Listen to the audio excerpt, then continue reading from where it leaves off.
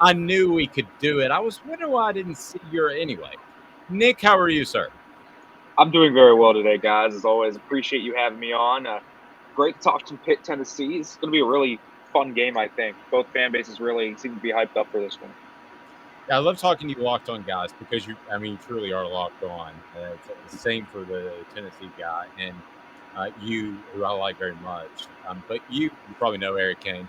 But want to get your thoughts on this game. But let me start and go back a few months and maybe even a year.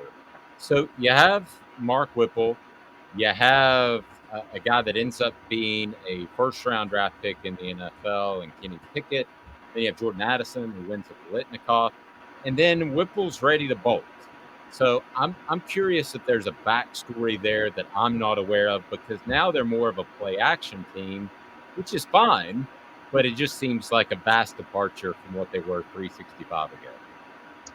Yeah, and there is a story behind that. And the story we've largely heard is that Pat Narduzzi did not want to throw the football as much as Mark Whipple wanted to throw the football.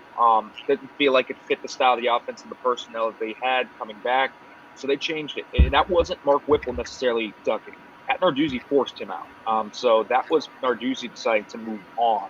Mark Whipple wasn't coming back no matter what. And if Kenny Pickett actually did not come back for his senior season, he was not coming back that year. So clearly that was something that was already in the works. Mark Whipple was out the door regardless, and that's why he goes to Nebraska. So now Pitt's more of a, say, play action, pro style team where, yeah, they can go shotgun, but they are under center. They run a scheme that's very akin to that of what I would say a Sean McVay would run. A young Sean McVay ran in like Washington, for example. So that's kind of what they run now. And it's because they want to run the football more. They feel like that tailors more to their strengths. They have an experienced offensive line, a deep backfield. So that's what that switch was for. And it really was a disagreement, a pretty ugly one, too. We heard throughout the entire offseason, Mark Whipple and Pat Narduzzi did not see eye to eye. It kind of blew up, and that's when Mark Whipple bolted before the Beach Bowl. Wow. Interesting. So what do you make of the way Narduzzi handled that before we get to the actual game?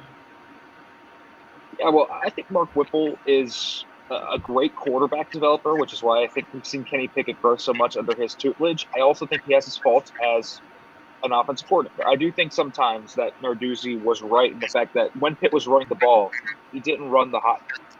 And that was the big thing to me for Pitt overall is that when they were running the ball well, it felt like Whipple was just going to keep throwing it. Maybe Kenny Pickett didn't have his best stuff every day, and that was kind of the issue. Now, Pitt had a great offense, but he also made some weird situational play calls, and I think that was the one thing that really ticked Narduzzi off was, man, this guy's all, it's 4th and 1. He's throwing it 50 yards down the field instead of just running a quarterback sneak on 4th and inches. And I think that's the type of stuff that really got Whipple into hot water with Narduzzi is like, man, in some situations, you just need to run the football. Just fall forward, right?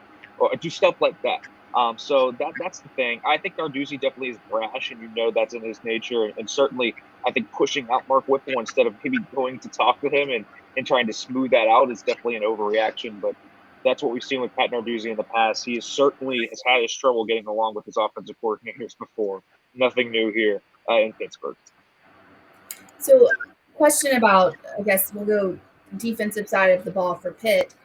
What do you expect them to do against a dynamic offense like, Hendon Hooker and an offense that's only gotten better, like under Heupel? It's only gotten better than you saw it last year. It's kind of, ironed out its problems, and it's working real well now. So how do you see Pitt being able to defend that? Well, it's a tough one because it essentially runs the same defense against every team because they run that cover zero, blitz heavy front that makes it tough, right? Because the corners are always on islands and so are their safeties. And that makes Pitt's defense an outlier. And the fact that you don't really have to prepare for these multiple schemes or whatever, because what you see is kind of what you get. But what they're going to do is they're going to blitz the crap out of him.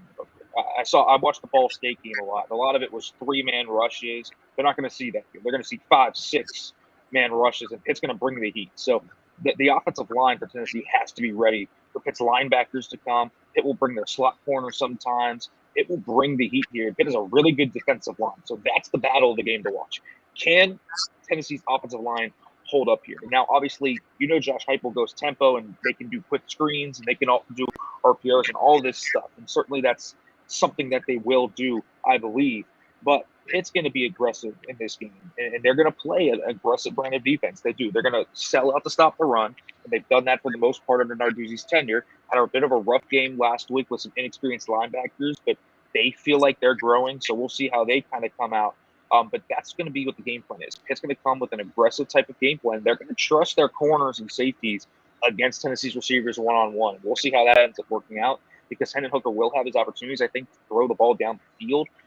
But Pitt's DBs play a pretty solid game once they got going there against West Virginia. So we'll see how that all works out. But the blitz heavy front, that's the thing to watch for Pitt this week. That's interesting. It sounds like could have 10 sacks or 10 touchdown passes. I wonder what the in-between is on that. Who are some names that you see emerging? And you can go with names we already know from last year, but on this defense, who are some guys that Tennessee fans need to keep an eye on? Well, Kalijah Kancey's a big name, obviously, and he made his name known in last year's matchup. Habakkuk Baldonado is another name that made his name felt in last year's matchup. These are Pitt's two best defensive ends. But another guy that's really emerged during the senior season is John Morgan, who had a phenomenal game last week against West Virginia. 3 tackles for loss, a sack. This was a guy that he's so explosive. He's a really special player in that regard. He's got special athletic traits, and that's what Pitt has on this D-line. They're athletic. They're a little undersized, but they are super athletic, and very rarely do teams shut them down. And that has been what they have done all year. Savastia Dennis, the second level at linebacker, is a key guy to watch. But this secondary is something to watch. MJ Devonshire is the player to watch for Pitt thus far. He kind of usurped A.J. Woods, who was the starter coming into last week, and Devonshire played a heck of a game in the second half where he actually came out as the starter, and I think he's a big name to watch in Pitt's secondary. So you got to watch for those athletic guys on the D-line, but this secondary has a lot of experience. Marquez Williams, Brandon Hill, Eric Hallett, these are all seniors that kind of know the expectation of this defense. And then you got this young guy, MJ Devonshire, who's kind of come out of nowhere, long, athletic. He's disruptive, and he's a really physical player that comes down, plays in run support. He's blown up a lot of screen plays before when we've seen him. He's a fun player. So there's a lot of guys emerging on this defense. I think the one weakness you look at is the linebackers. It's Dennis in the middle, and then they have a young guy, Bengali Kamara, on that right side. He was pretty bad last week against West Virginia, so he'll have to keep it up.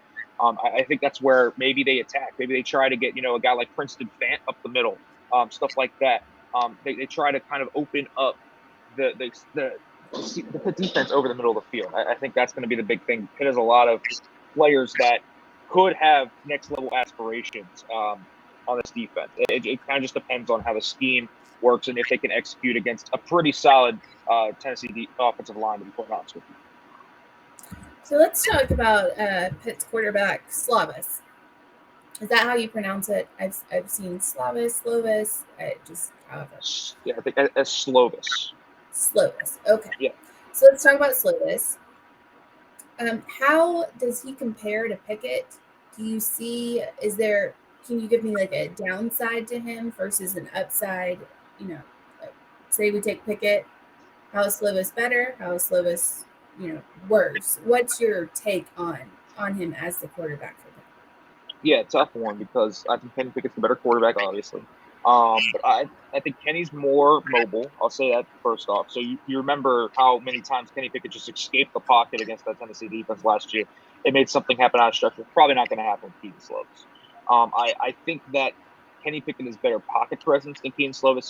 Slovis last week was a wreck in the pocket, man. I mean, he ran himself into 4 or 5 sacks. That probably shouldn't have happened. His offensive line played well for the most part. And that's a big downside for Slovis. I do, however, think this.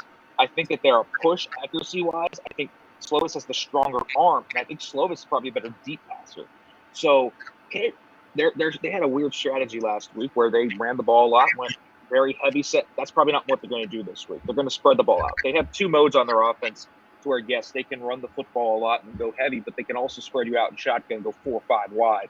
That's what you should expect to see from Pitt this week. And Keaton Slovis last week, when he was able to throw the ball 10 or more yards, 7 of 11 for 163 yards and a touchdown. He was really impressive in that area of the field. So that's where they're going to have to watch him. If he gets time to sit back and throw the ball deep down the field, Pitt can really get some explosive plays going. And I think that's where Keaton Slovis kind of makes his bread really in this college game. That's where he made it at USC, and that's where he made it last week when Pitt finally started to get moving in that second half, and they came back in the fourth quarter. That's where Keaton Slovis won. Jordan Addison, was it just a simple business decision, or was there anything behind his decision to go to Southern California that we're not aware of? No, it pretty much was a business decision for the most part. It was an NIL thing. Now, I'm sure for him there were some other things like, listen, you get money to go play for USC, Lincoln Riley, Caleb Williams in Los Angeles. You're probably not going to turn that down. But I don't think there was anything concerning from the football side of things. For the most part, I think he felt like it was just a good opportunity over there with money to play with a guy who might be the first-round draft pick, and obviously a great coach, Lincoln Riley. Yeah, and you might get to kick it with Snoop too. Who knows? Sorry, man. Go ahead. No, you're fine. My goodness. I hope not, because if you do that, you're not going to pass a drug test coming back. It's legal out there, but I don't think it is for football players. I'm pretty sure you still can't do it for if you played the NCAA. Anywho, so coming back to that, who do you expect to see replace that big, hole that he left behind? Who are you looking at to lead that charge as wide receiving core? Kadani Mumfield. One name. That's all you need. Kadani Mumfield. This is a guy that, quite honestly, last week should have had 150 yards and 2 touchdowns, but Slovis missed him 2 times. He's a deadly route runner, and he really, really impressed last week.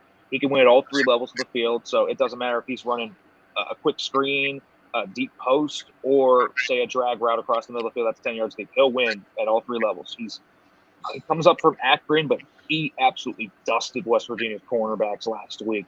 And that was against Charles Woods, who's a pretty good corner, one of the best in the Big 12. So he showed out, and he's a guy that I think is going to be a big part of this game plan. I think that they're going to try and open it up with him. He really is just one of the best route runners in the ACC, and that's what makes him so deadly. And he gets open. He understands spacing against zone coverage. He's a really good receiver. Now, other guys in that room, Jared Wayne, the senior, he's a guy that's obviously very familiar to most people. He had an impact in this game as well last year. But there are some new guys. Former Tennessee wide receiver Bub Means. Gerard Bub Means is now on Pitt. He's the 3rd wide receiver. He transferred out, went to Louisiana Tech, proved himself as a height, weight, speed guy, 6'4", and he's every bit of 6'4". The guy is massive. And he's a guy that's a young guy, but still kind of figuring things out, but he's got a lot of explosive play ability as well. Legitimately, he probably runs a sub 4.5, so he's got some speed to burn on him. Jalen Barden is another guy who can really run. And then they have a young kid, Jaden Bradley, who's another 6'3" guy. So really, there's a lot of size. Outside of Mumfield and Barden, those guys are about 5'11", 6 foot. Wayne, Bradley, Means they're all 6'2" or more. So Pitt's going to kind of look to their size a little bit to maybe play a little bit of bully ball out here. But those are your 5 guys that you look for. Who's going to fill in that role? Those are your 5 guys, with Mumfield being the leader of the pack. Nick, I want to step away from the game for half a second, go really big picture, because you cover an ACC team. We cover an SEC team. So it certainly looks like the Big Ten and the SEC are in good shape for the future. And if there is a mega conference, they're going to be it. As far as from Pitt's perspective and the ACC as a whole, how do they view all that has happened with the conference realignment? Because some people, I don't know if it's Pitt, I don't know if it's ACC or whoever it is, if it's Oregon, I don't know. Somebody's going to get left out of this thing if they go mega conference. It's a tough one because it's definitely a period of instability. And now the ACC has that ironclad TV deal, and that's the one thing that the ACC has to fall back on. You can't get out of it. I mean, you have to pay an absurd amount of money that even the SEC and Big Ten aren't going to make for, say, 5-6 years. I mean, it's an absurd contract to get out of. So that runs through 2032. So at the very least, the ACC has a buffer period. And that's what I think they're looking at here is, okay, we have time to evaluate our options. Now, a team like Pitt, who's kind of in a weird spot where 2 years ago they don't even get a shout in this conversation probably, but now they're an ACC champion team and they're trying to grow a brand. And so Pitt's in a very weird spot where they have natural rivalries. Say, if you imagine Notre Dame goes to the Big Ten, well, they have two natural rivalries in Notre Dame and Penn State right there, and maybe that could interest the Big Ten.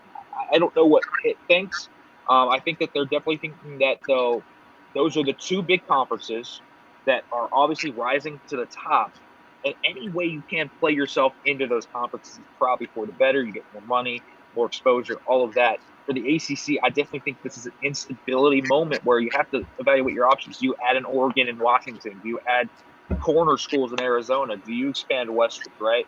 Do you try and grab teams out of the Big 12? It's kind of like, I think it's the top two, and then I think there's going to end up being a third conference that might not be on the level of, say, the SEC or the Big Ten, but they will be a very viable conference. And so it's going to be, for me, between the ACC and Big 12 to see, well, who steps up to the plate and can hit that home run to get themselves to the next level. And as long as the ACC probably has Clemson and those guys, I think the ACC has that leverage, but they got to make a move at some point. All right, Nick, we'll let you get out of here. Again, how can we follow your work? Again, Locked On, and where can we find all your good stuff? Yeah, you can watch Locked On Pitt on YouTube, Locked On Pitt. Listen, we will have a preview with Eric Kane, of course, later this week. So make sure to check that out. Pitt, Tennessee, we're talking that all week. Follow me on Twitter at Nick_Farabaugh. Read all my stuff at Pittsburgh Sports Now, folks. Appreciate it. Great stuff. Hey, Nick, lastly, let me get a score prediction from you, or at least some people don't like that cover beats. I never like really giving predictions, but just how you see the game unfolding, if nothing else. Yeah, I think this one's going to be a shootout to the end. I'm a big-headed over guy, so I like what they have here in Tennessee. I think Tennessee's going to be a little too high-powered. I had Pitt going 10-2 in the preseason. This was one of their losses. So I'm going to take Tennessee in this one, say 45-38, something like that, a high-scoring attack. I think it's going to be very similar to last year's game, but let's just flip it around a little bit. Let's give this one to Tennessee because I'm a huge fan of Hendon Hooker. I like some of the receivers they have. I think that defense has improved. That D-line is really going to be an issue, I think, for Slovis if he can't stay in the pocket. So I like Tennessee in this one. A lot of people don't know that Hendon and I are related. Does that take you aback? It does. Yeah, we don't look much alike. Thank you. I appreciate it, Nick. We'll follow your work, and we'll see if your prediction holds true, but I appreciate the time. All right. Appreciate it, guys.